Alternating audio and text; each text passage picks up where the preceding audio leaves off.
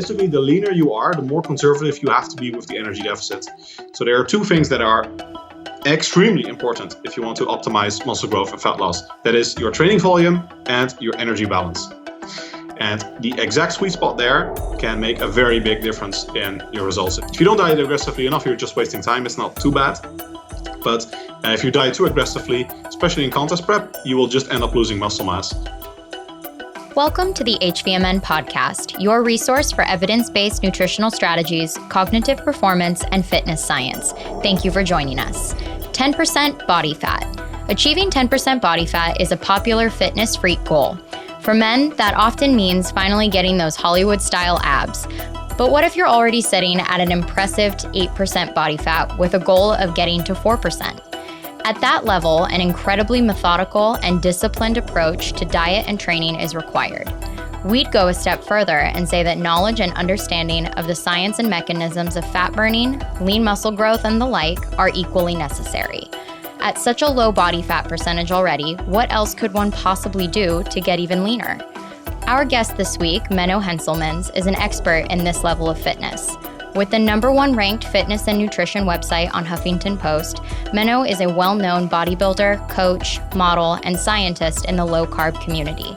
Similar to biohackers like our host, Jeffrey Wu, Menno applies his background in advanced data analytics to human performance. In this episode, Jeff and Menno chat about the basics of fitness, how different countries approach it, the best way an athlete can incorporate intermittent fasting into training, and practical tips for fat burning. Jeff, take it away. Menno, thanks for coming on the HVMN podcast. My pleasure. So a little bit of a time zone shift here. So we're hosting from San Francisco and you're in Portugal. I guess, did not come off super stereotypical, but how's the weather over there? I mean, in San Francisco, pretty sunny, pretty smooth. We're just going into spring. Yeah, the climate in general is really good in Portugal, especially during the spring and autumn. I'm looking over the beach here actually, and it's Labor Day, so it's super crowded. Everyone's at the beach here. Well, thank you for staying inside and doing the podcast on a beach day. So you cover an interesting gamut of human performance, physical training, both training other people and as well as training yourself.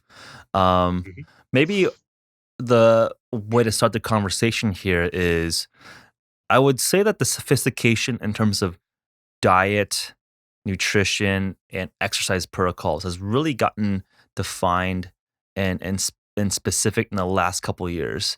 Let's zoom back in history. How did you first get into the space of training, the science of physiology? What was your story here?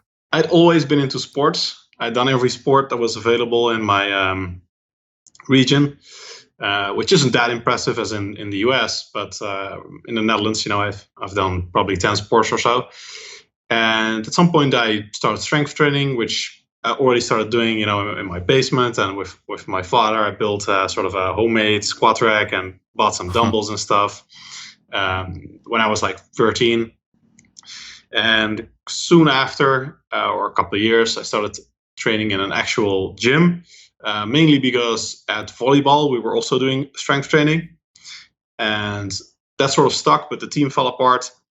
So I kept doing strength training, and I really liked that. And everything I do, I research. So that's basically when I began researching exercise science and nutrition. And I naturally have a very data-driven outlook on things. So I try to look for the facts and not just opinions, because if you ask 100 different people, you get possibly 100 different opinions, and you're no further to an answer than you were before. So I gradually, basically, as I also matured in development and at school, I began researching more the actual science, and now basically I only read scientific literature, and I don't read anything away from the primary source, pretty much. And that developed quite gradually. I think everyone sort of goes through phases where the first time you Google something, you're not looking for a scientific article because you want a big picture view. You first need some idea of what you're even getting into, what the priorities are, where you were started, And then you can start honing in on specific topics and looking at scientific research. So I think I went through the same kind of journey there. And didn't start off working in fitness, but quite quickly realized as a business consultant, which I started working as, that it wasn't for me. And it was fine, but more the career path that my parents wanted of me than what my true passion was. Right. So I started working for myself, started writing about fitness, just at first just getting the word out, and basically spreading the truth. For I felt there were things that were in fitness, especially because evidence-based fitness wasn't very hot at the time. I felt that I could contribute there, especially with my background now in data analytics and scientific research. And I first just started writing, and then people started asking me for coaching. And so I started doing online coaching, and then people started asking me for mentoring and how do you get these kind of client results. And I started mentoring people and set up a group where I taught other people how to become PTs. And that is now my online personal trainer course, which is an official certification program, and it's now expanded into several other languages. And that's still what I do as the two main things now, basically the coaching and teaching other people how to be a good online PT or in-person PT as well. A very organic journey, just from a self-interest and then people responding to the thoughts you're putting out there. And in terms of experimenting and applying it to yourself, obviously that's the N equals 1. That's the baseline of, if before you sort of teach others, you should probably, see if you can actually do what you're teaching.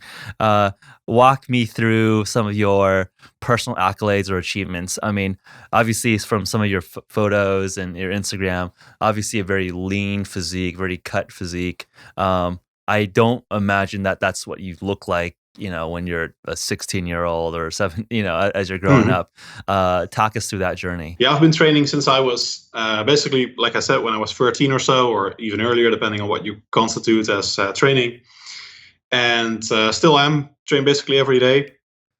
Renowned for my high frequency training approach for those that really want to maximize muscle hypertrophy.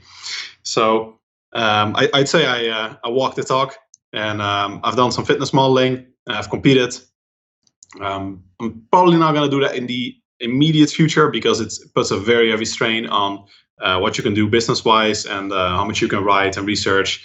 Because by the time you're at 4% body fat, basically all of your interests narrow down to food, and more food. So that's probably not what I'm going to do anytime soon, but maybe in the future again. And I do maintain a six-pack year-round, so I think it's I'm at a happy, sustainable body fat level. I'm about I'm 6'1", a good 90 kilos with abs. So that's, I think, a good year-round maintainable. That's around 198 pounds. Just doing some quick back envelope calculation. Yeah, about 200 pounds. Yeah. So good 90. Yeah. I said 90 kilos. Yeah, 200 pounds. Was this a slow progression as you just slowly train more and more and more, and then you wanted to go down to 4% body fat? Obviously, at 4% body fat, I mean, that is extremely lean. You probably cannot sustain that kind of body fat for too long because one would probably die. But I mean, curious to get to see your journey. I mean, you're interested in fitness to 4% body fat and competing. What were some of the key seminal points that led you down that path? It's a stepwise progression. So basically until age 22 or something, maybe basically college and the like, I just lifted and had some cut and bulk phases. At some point I started doing that, but I just was interested in more muscle growth from fat loss, but nothing too crazy. I don't think I ever became leaner than 8% or so. Yeah. I went on surfing holidays, so I wanted to be pretty lean for that, but that's like maybe 8%. So, very lean, but not contest shape. Right. And I started taking things more seriously when I started working as a coach. And at some point, I first did modeling because I personally prefer that, creating art, if you will, and something you can take home, and of course also something you can use business-wise. If you have good shots done, then that really helps.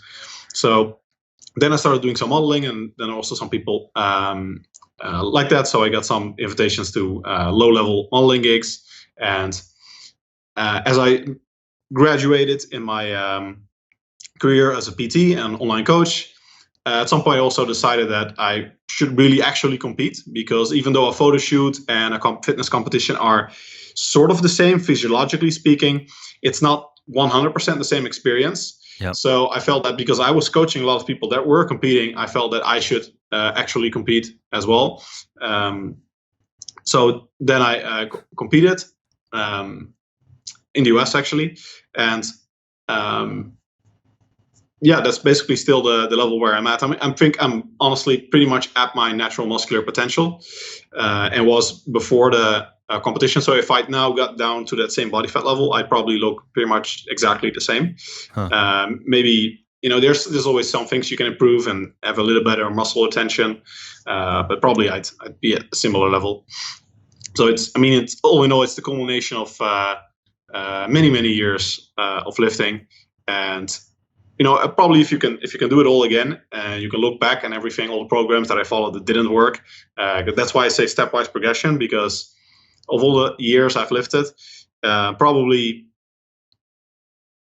4 years of actual progression, I'd say, is in there. So 4 years of solid progress, all in all, and the rest is just finding out what works and where to get there. So that cuts the crux of the question then. So I know that probably a lot of our listeners are very, very specific, but perhaps a vast majority of them, maybe I'm over counting the laziness of my listeners here, but maybe I just speaking for myself. How about that? When I was going through college, people generally know that they should work out. They should probably do some of the standard lifts. They should do some bench, deadlifts, squats, and maybe do a little bit of cardio. But that's very, very kind of basics of just not becoming totally sedentary.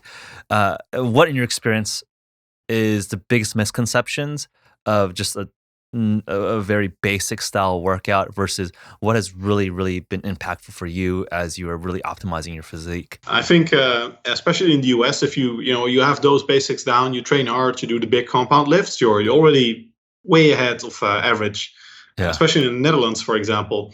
And I've lived in over 50 countries by now. So, I have some idea of how fitness looks like in various countries. Yeah.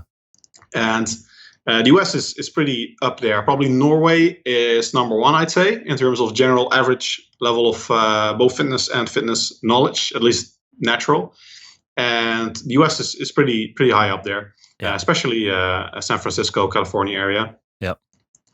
So, I think those, if you have protein, calories, the big compound lifts, that you're actually training hard, then you definitely have the basics down. And that's pretty much every client I have knows those things. And that gets you through the newbie gains and into some intermediate level of fitness.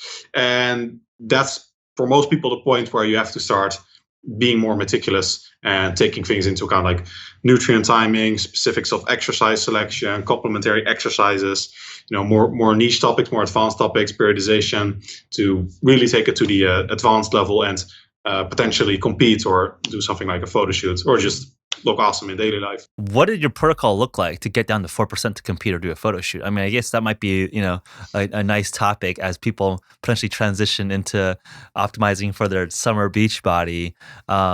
Okay, they're generally fit, you eat generally pretty clean, but I want to optimize in 4-8 weeks to really cut down and lean up. There's obviously some strategies on weight loss would be potentially considering a ketogenic diet, fasting, intermittent fasting. What were some of the things that you've seen work with your clients or for yourself, and maybe especially if in a competition setting. Obviously, I don't think most people are trying to cut down to 4%, but curious to hear what it's like to cut down to 8%, and then what it's like from 8 to 4. Things definitely change at that point, and it really differs what your long-term goal is. Because I'm a big proponent, if you just want to look good in general, of only implementing sustainable methods. Yeah. And the specific types of strategies you employ are highly individual. For example, intermittent fasting, ketogenic diets, I think those are very valuable tools, but they're certainly not for everyone. So, for example, on intermittent fasting, there's good research indicating that they work well for certain individuals, who are more prone to depressive eating, and also people that have a more active social life at night, especially people that go out a lot, because it allows you to have a higher caloric intake of your day at that point of the day, and people that naturally don't have that much of an appetite in the morning. And in terms of nutrient timing, it also generally works better if you train somewhere in the afternoon or evening, because fasted training in the morning and then only eating late at night is generally very suboptimal for muscle growth. So those are important considerations for whether you do intermittent fasting. Another thing is activity level, in that some research finds that, especially in free living conditions, people with higher activity level, if they do intermittent fasting, that can result in a lower energy expenditure.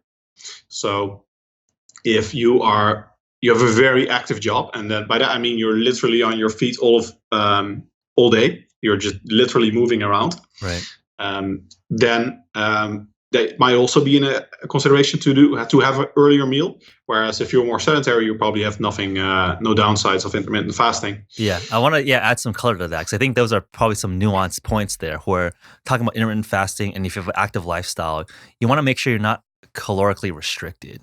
Right. So intermittent fasting is time restriction versus calorie restriction. So absolutely agree with you that if you are very active and you intermittent fast and you are accidentally calorie restricting, that is obviously not optimal for maintaining lean muscle mass.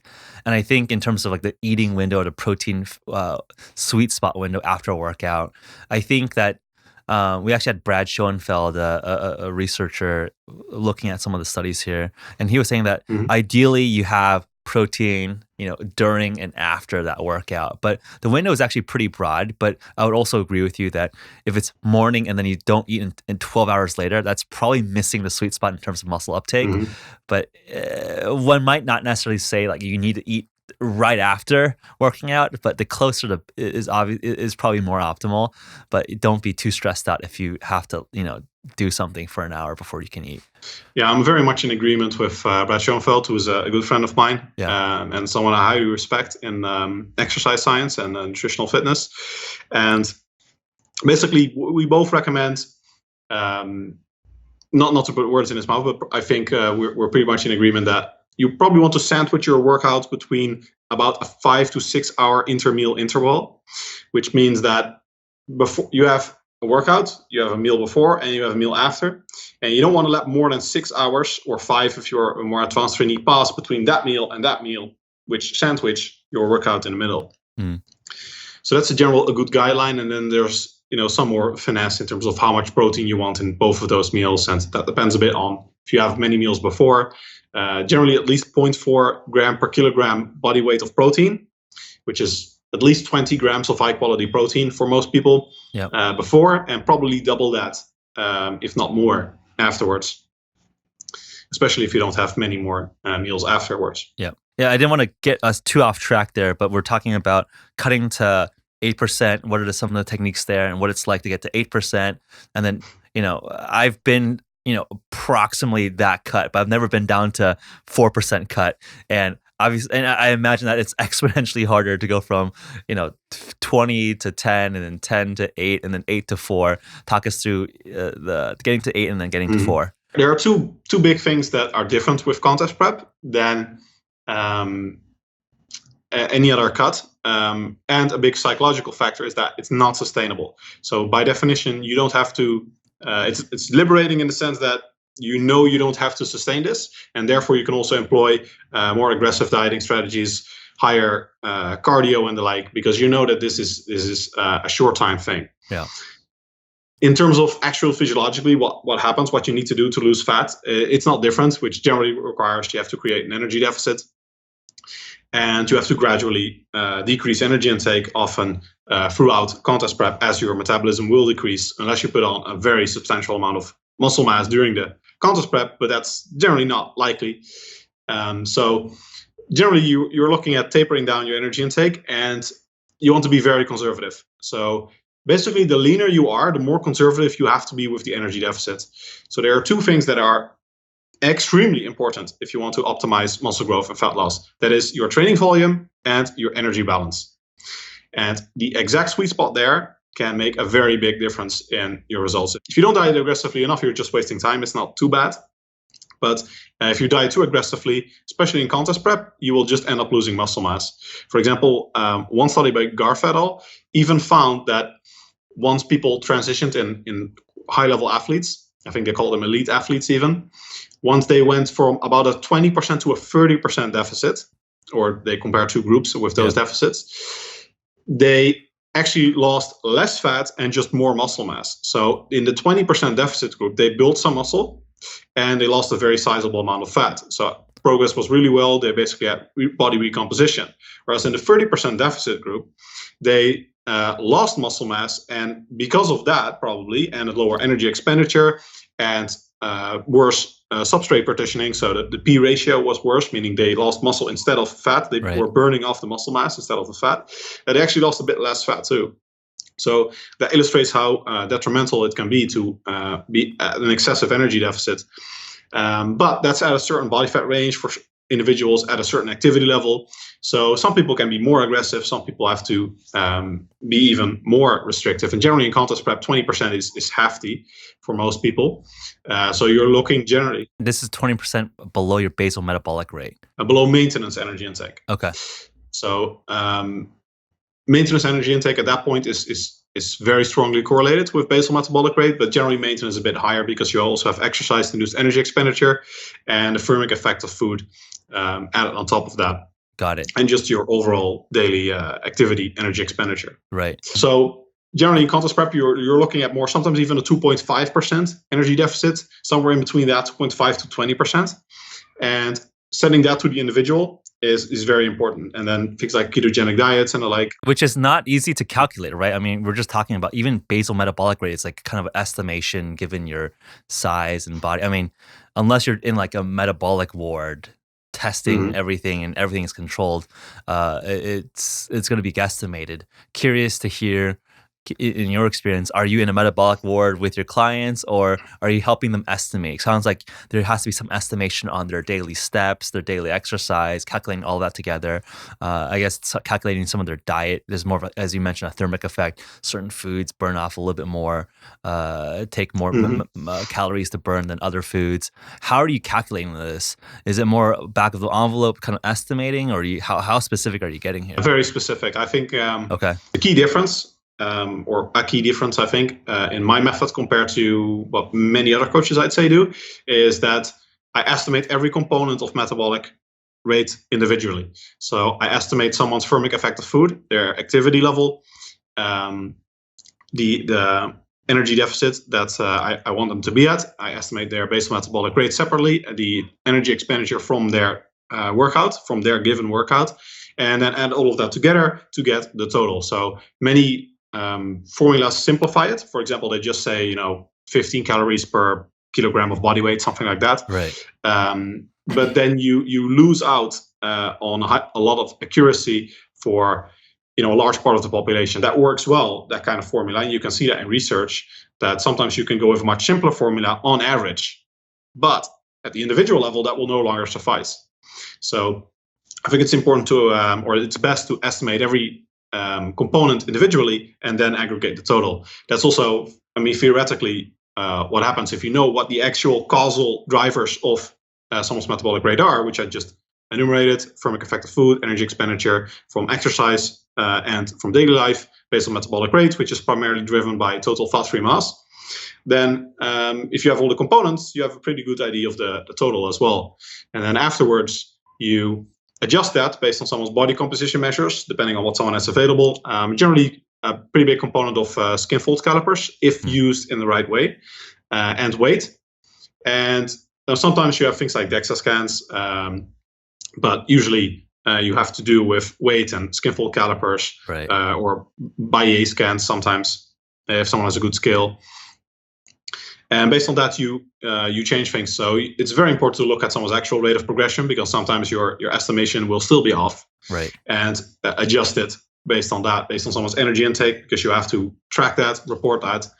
Make sure you're also doing that well. You're using the correct food labels and not like random MyFitness database or MyFitnessPal entries. Right. And Based on that, you have someone's energy intake, you have a good idea of their energy expenditure, you know what their body composition changes. Based on that, you have a pretty good idea of what state of energy balance they're in, and then you adjust it to the desired level. I do that on a weekly basis with my clients generally. That makes sense in terms of getting as specific as you can without sticking these people into a metabolic ward, which is a whole beast in itself.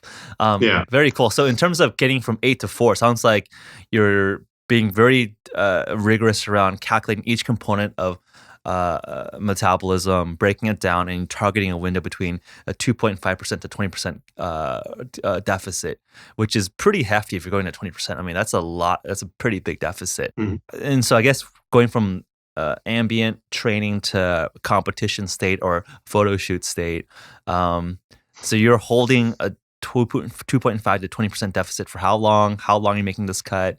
What else are you doing on top of that? A long time. My last contest prep, which was basically from good abs to contest shape, was 7 months, I think. Wow. Yeah, about 7 months. But that was slow because I was originally set to compete with the Brazilian IFBB, but the Dutch IFBB wouldn't let me. For some reason, because they were just lazy with the administrative work, actually, and that's why I competed in the US.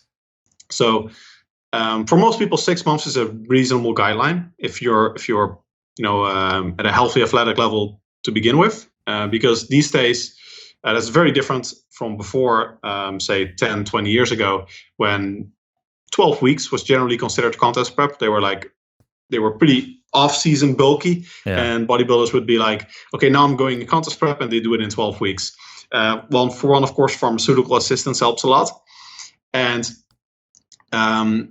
secondly, standards were just very low. I mean, if you look at photos of Arnold Schwarzenegger, who is generally regarded as a massive icon of bodybuilding, and you just put like any top 5 classic bodybuilder at like a regional level event in the US or like European level, Arnold will have poor conditioning, comparatively speaking.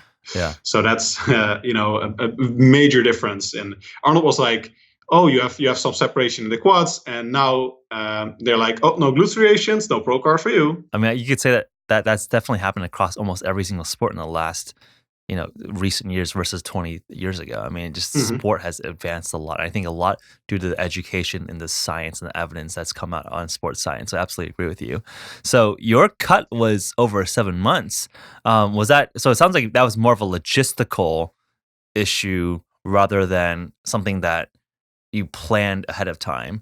But would you say that doing that cut over 7 months helped you because you had such a long time to adapt, or did it become so long that it just sort of backfired? Curious to hear that experience. I think I could get the same result now in 4.5 months. Okay.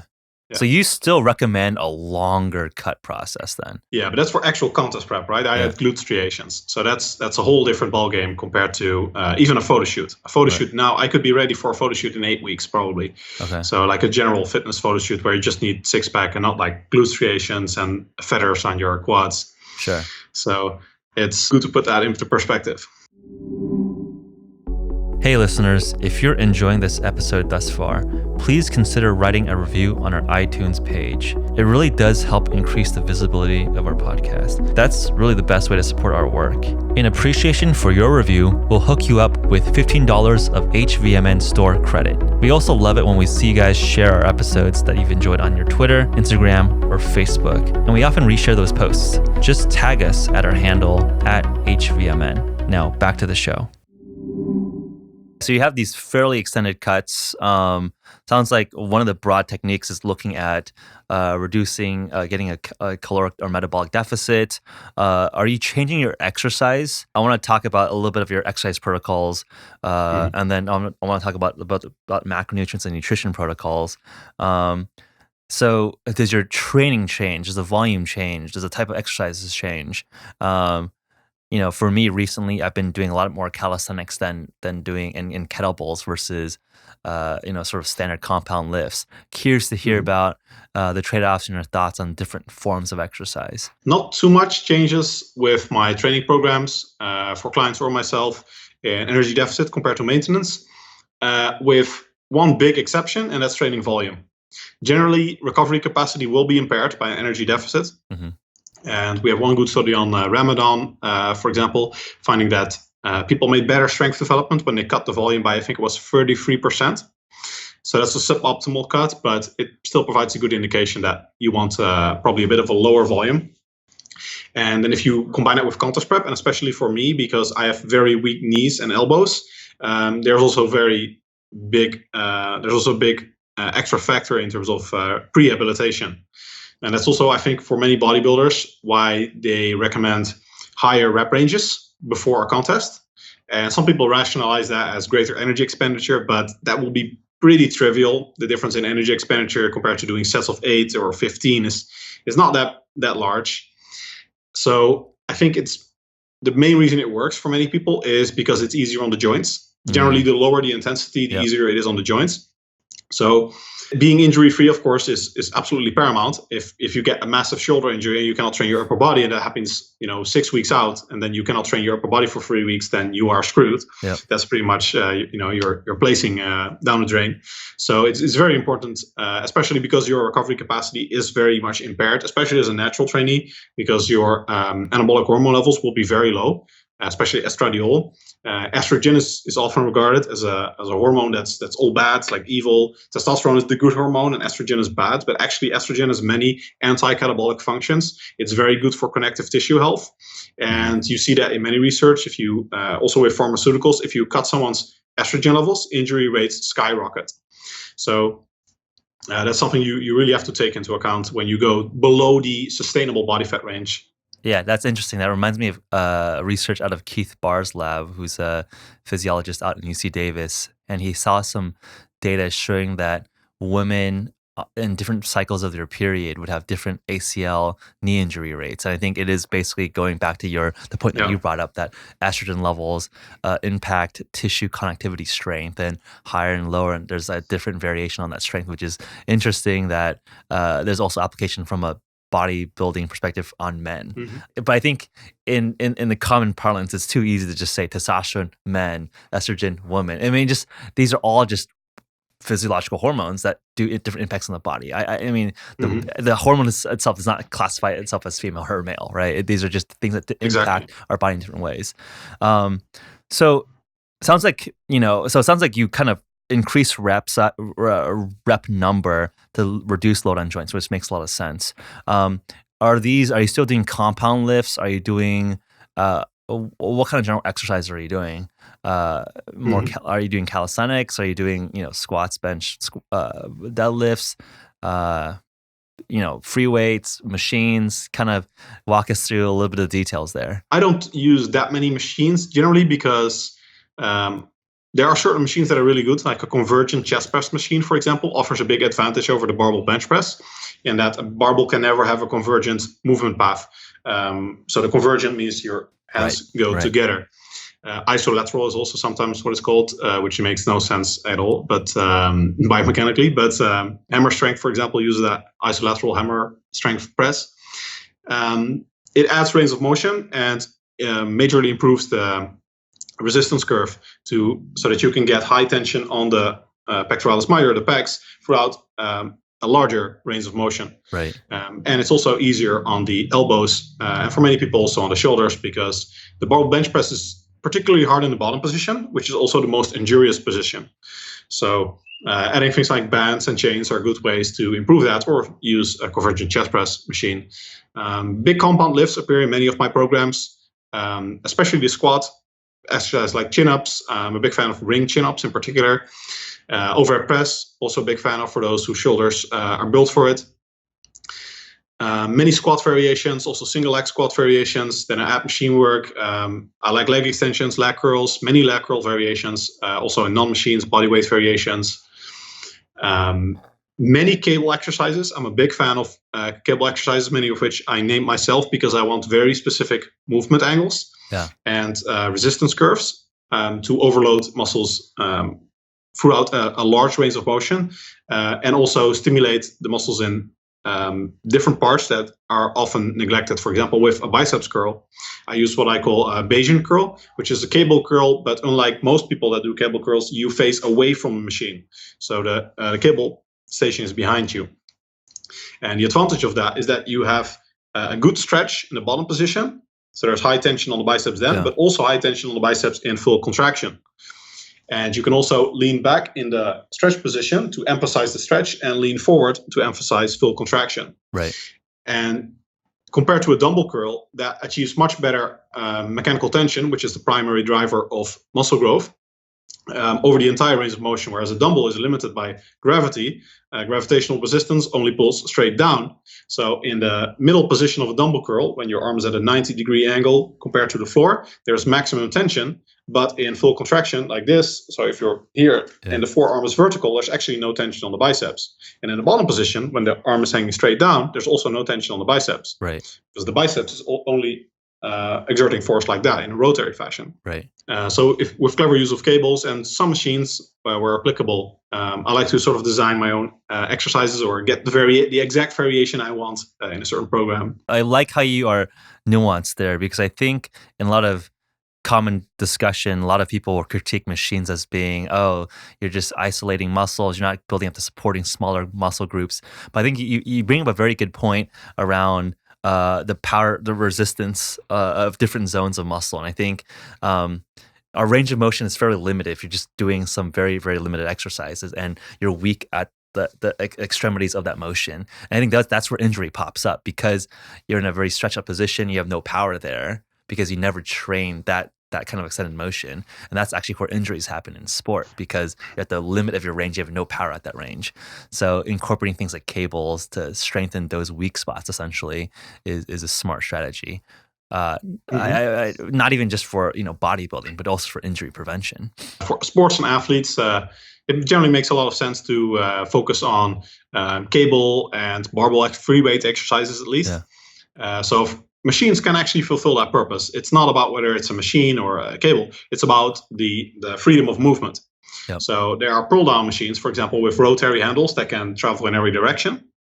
And that actually provides greater freedom of movement and a better, easier time for the elbows and the wrists for many people, compared to, say, a chin-up, which is as the wrists fixed because the bar is in a fixed position. Yep. And now the body is forced into a certain movement pattern that's dictated by that fixed bar position. Yeah. And then the last point I want to bring up is that a lot of people might think that you need to do that 1 rep max to get the max hypertrophy. And it sounds like there's some emerging evidence suggesting that if you do the same amount of effort over more and more repetitions, you can get the same amount of hypertrophy. And it sounds like there's a consideration also on training versus or injury rates. Curious to get your thoughts on the balance between just going for 1 rep maxes versus doing a lot of volume. And then I guess, and what does high volume mean for you? I mean, some people might say 8 reps is high volume. When we say high volume, are you meaning 20 reps, 50 reps? How much is high volume? Yeah, so the question is basically the considerations for the optimal exercise intensity. Yeah. Exercise intensity is generally defined as percentage of 1RM in exercise science. Yeah. So not to be confused with intensiveness, which is proximity to failure or effort. I would prefer the term relative load, but people use intensity, so I'll use it as well. Research has found generally, going back to 2002, Campos et al., I think, was the first to demonstrate that high rep work actually results in equal hypertrophy as low rep work on a set per set basis, if you are equating proximity to failure. So if both groups are doing as many reps as they can, then you get the same muscle outgrowth with high and low reps. And many research studies since then have verified that this holds true between the range of 4 to 30 reps generally. So it's mainly other considerations that matter, because in the end, you sort of get the same mechanical tension on the muscle fibers. And with low reps, you get them from the start. But with high reps, you first build up fatigue, and that increases motor unit recruitment based on the size principle. So the The type 2 fibers, or the high threshold multi-units with more type 2 fibers, they kick in later. But in the end, you recruit them anyway, as long as you're going close to failure.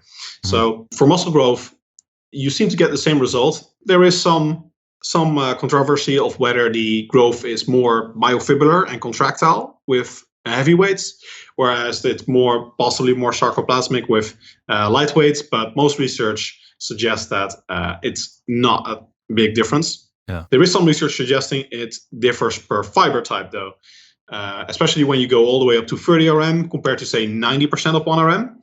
With 90% of 1 RM, you seem to get mostly type 2 fiber growth. Yeah. So the more fast twitch muscle fibers, more for explosive sports that have poor endurance but can produce a lot of force.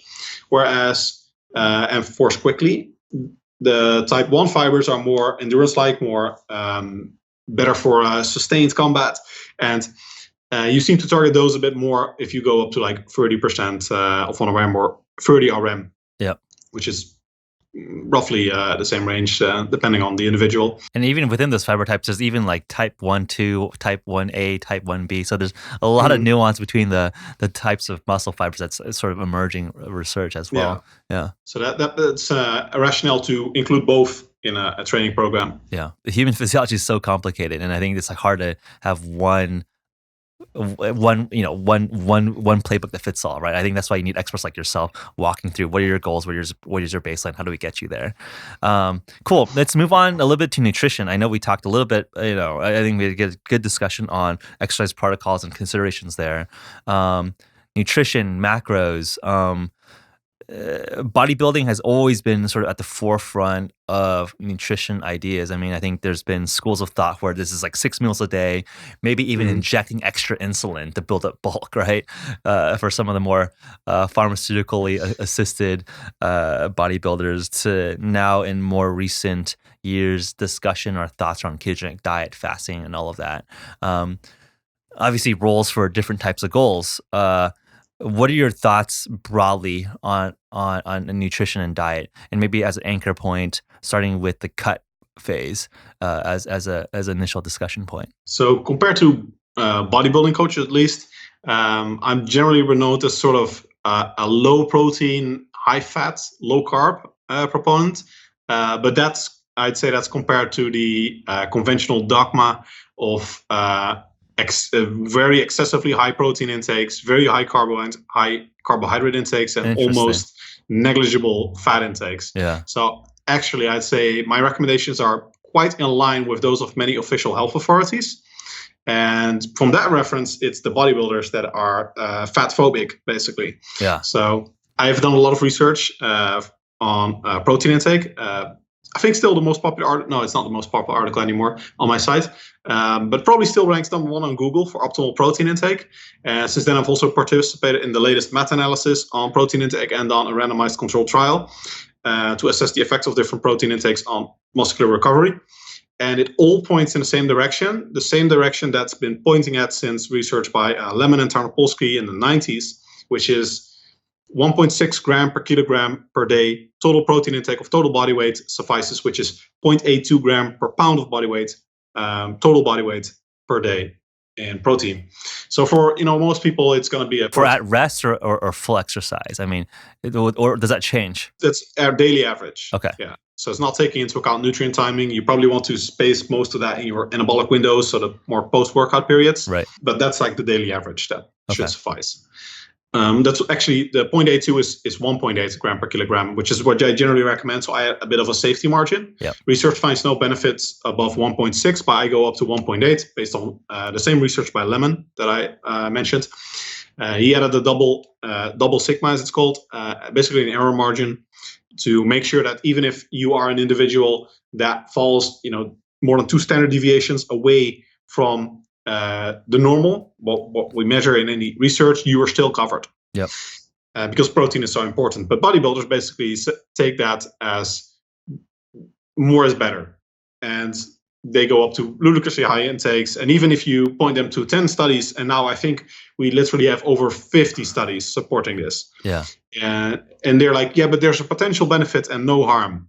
So go higher. And, it's true in the sense that there is no harm, but there is always a sacrifice in terms of you are giving up another micronutrient. Yep. So if you consume more protein, that means you have to consume fewer fats or carbs. And that can itself be detrimental for performance, health, satiety, etc. So not to mention, it's a massive pain in the ass to consume 300 grams of protein every single day.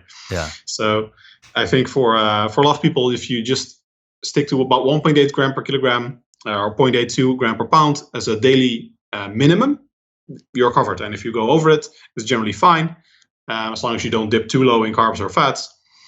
But that's pretty much what you need to get, which isn't that hard, right? If you're used to, someone just commented on my Facebook page, like, for a standard Indonesian diet, that is actually really hard to get that protein intake. But for like an American diet, where it's easy to add a lot of animal protein sources to the diet, it's not that hard. Yeah. Sounds very sensible in the sense that the orientation that you have sounds like is the right amount of protein, the right amount of carbohydrate, and then fill the rest with fat.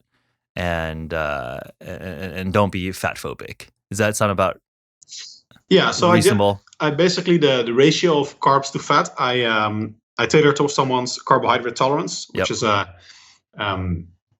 sounds like bro science, but there is actually good research showing that people with different levels of insulin sensitivity or general carbohydrate tolerance, insulin sensitivity is by far not the whole story. But certain people, for whatever reasons, poor insulin sensitivity, high fasting insulin levels, general poor dysregulated glucose homeostatics. Maybe they have pre-diabetes, they don't even know it, right? It's just exactly some of those things. Yeah. So they respond better to low carbohydrate diets. And it's probably mostly just due to adherence. They have better satiety, they feel better mood. They also maybe more lethargic if they have a very high carbohydrate intake, and therefore have a lower energy expenditure because they have lower NEAT, as it's called, non-exercise activity thermogenesis. So they're more lethargic, they don't move as much, even subconsciously. So that determines why some individuals do better on low carb diets. And it seems that based on at least one study, there are also people that actually do better on high carb diets, or at least highly glycemic diets. But those are, I'd say, very rare, and it's within the realm of just being a fluke. So based on that, if you're like someone's obese, it's very likely they are carbohydrate intolerant. So then I go higher in fats. And if you want a ketogenic diet, then you need to go high in fats and you need to restrict carbohydrates. Then my approach is generally a targeted ketogenic diet. And depending on the type of exercise, I think that can be perfectly fine for people interested in maximum muscle growth and especially fat loss, because carbohydrate requirements really aren't that high. And for pure strength training, as many bodybuilders or even exercise scientists will have you believe, we have a review in process actually at the moment where we look at this and systematically review all the literature on the effects of carbohydrate intake on pure strength training performance. And there is a massive difference with strength training and, say, tennis, because strength training is 20 seconds of exercise, long rest period. A lot of the muscle contractions, about half of what you're doing is eccentric muscle action, which doesn't have a high energy expenditure.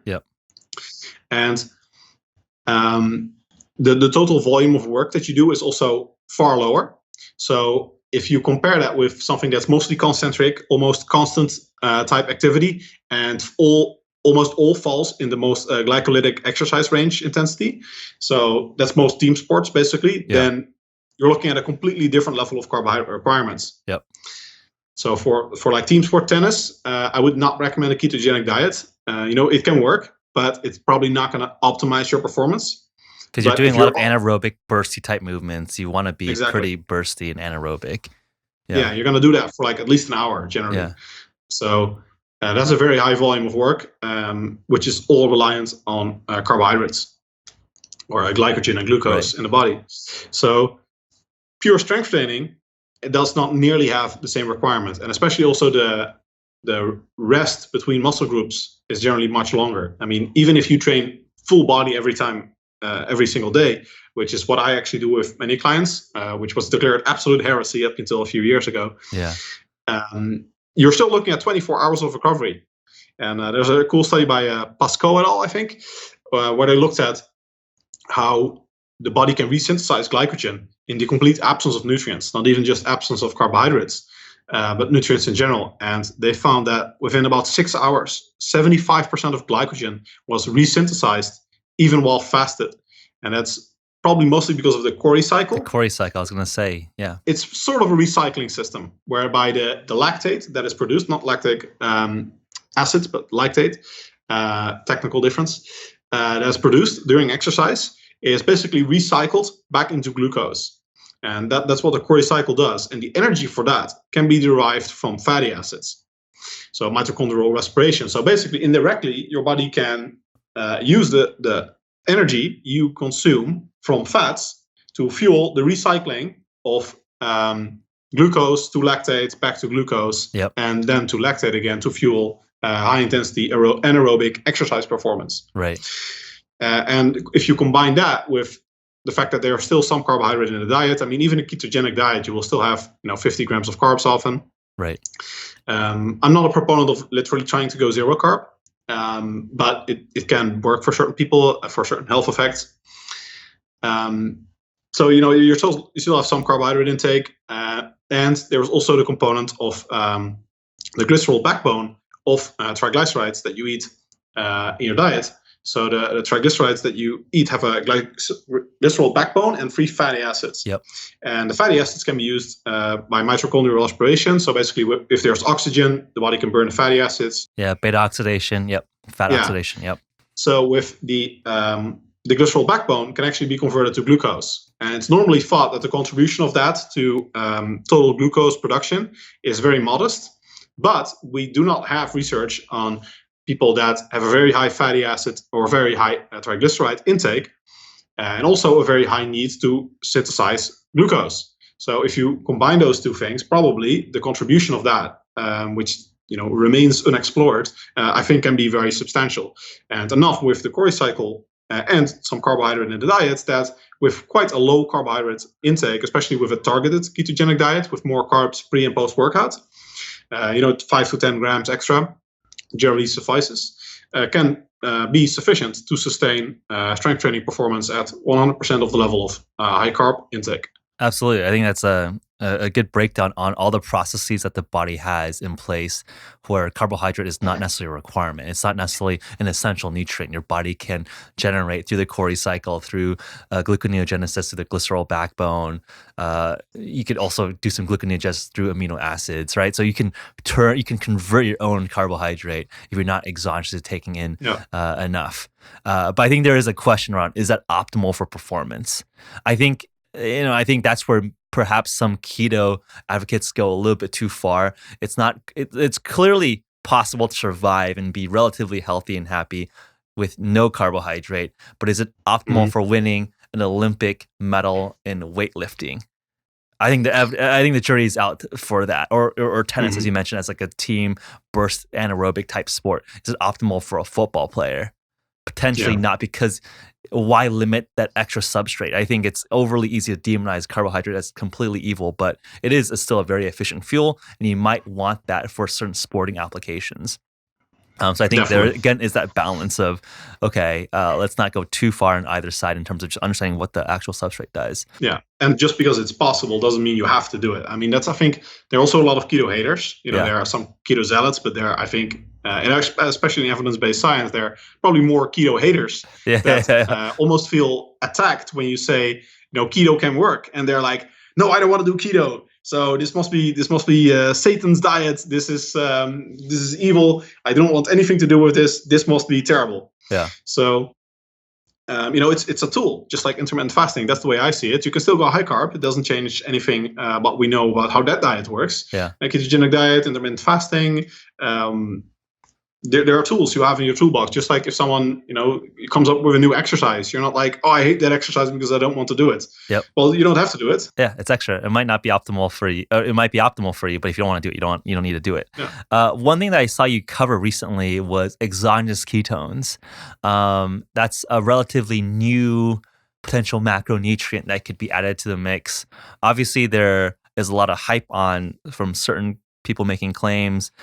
Maybe let's unpack that a little bit. Obviously, at HVMN, we very deep in the space with a ketone ester drink. So curious to get your thoughts on, has exogenous ketones generally or ketone esters entered the bodybuilding world or the community that you've worked with? They certainly entered it, but I can't say I'm a big fan of them. Depending on the application, most research has found that they're at least not better than than just a high carb or a straight ketogenic diet. For appetite management is most promising. Mental performance, physical performance are definitely very underwhelming in terms of research. Health is mostly unexplored, health effects. And that's probably the main reasons why strength athletes take them, at least. And in general, for all those things, research is, at best, it's neutral. And some indications even say that it has detrimental effects on, for example, mental well-being and performance. So the magical, the desired idea is that you do a non-ketogenic diet. You don't have to bother with restricting your carbohydrate intake, and then you take the ketone drinks, and then you get all the benefits of being in ketosis without actually having to do the work for it. That's the marketing, but in reality, it doesn't quite work that way because, probably the human body doesn't seem to be that metabolically flexible. And that if you have the ketones and the glucose, the body's not adapted to handle the ketones as well as you would be in a ketogenic diet. So that's a potential mechanism whereby it could hurt physical performance. And instead of getting the best of both worlds, is just like adding beer to your wine. And right, you're shunting the glycolysis. Yeah, so I would unpack that a little bit in terms of unpacking apart the world of exogenous ketones. So there's a lot of work on ketone salts and then also ketone esters. And I know what you're referring to in terms of neutral on performance or negative on performance, both physically and cognitively. Those have been focused on actually ketone salts, which actually don't get your ketone levels very, very high.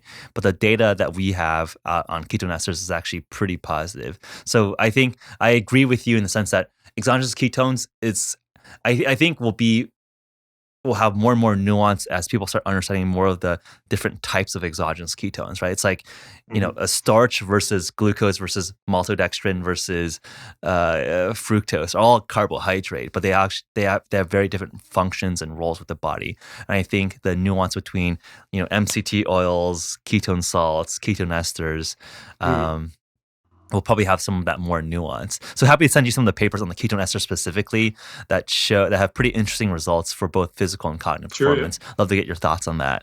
But I would agree with you, the broad point there, which is that there is a lot of marketing out there with exogenous ketones melting fat off your body, which is not the case. All right, exogenous ketones are additional calorie sources.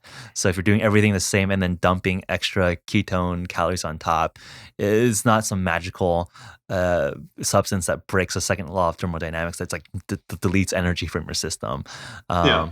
But I think you did mention was some of the ghrelin suppression effects from a ketone ester, which was done by a research lead, and it was interesting to see that there's definitely some interesting data around what drives the appetite suppression effects of a ketogenic diet. Is it the high fat itself, or maybe the ketones themselves? So I think a very interesting area of research. Yeah, I'm looking into potentially studying that. I have a bit much on my plate though, but 2020 maybe, study the appetite suppressive effect of exogenous ketones, and basically see if it's worth the calories. So I think that's the most promising area of research.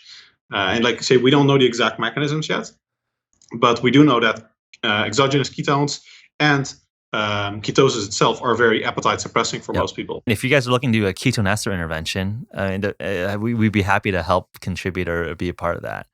Because I know there's different forms of that. So yeah, I think that's a very interesting area of research. Cool. So I think we covered a broad gamut of your history, your PT practice, and then a little bit of the best practices for physical training and then nutrition. Who do our listeners follow along and keep track? I mean, obviously you're a wealth of knowledge. MennoHenselmans.com, so my name.com, has pretty much everything I publish. Most study reviews and the like. I do on social media, so especially on Facebook and also Instagram. I'm somewhat active on Twitter, but mainly just post my article links. So if you're looking into following the latest exercise science and stuff, then my social media are best. And otherwise, if you just want broad applications, in-depth articles, I also have a free email course. It's probably best to get started basically as an idea of everything I've published, my scientific publications, and a layman's breakdown of what it means. And then I'll post anything there that I'm up to and new projects I'll be doing. Really a fun conversation, Menno. Appreciate the time. My pleasure. Likewise. All right, cheers. Thanks for tuning in this week, everyone. If you want to learn more about HVMN and our offerings, visit www.hvmn.com/pod. Also, by writing a review on our iTunes page and sending a screenshot to podcast@hvmn.com, we'll hook you up with $15 worth of HVMN store credit. Our last shout out goes out to our listener survey, which lets us know who you are better so we can continue making episodes you find most valuable. Visit go.hvmn.com/podcast survey for that survey. It'll only take a few minutes, and new submissions are eligible for an HVMN ketone giveaway. Until next time, eat well, train smart, and live your life.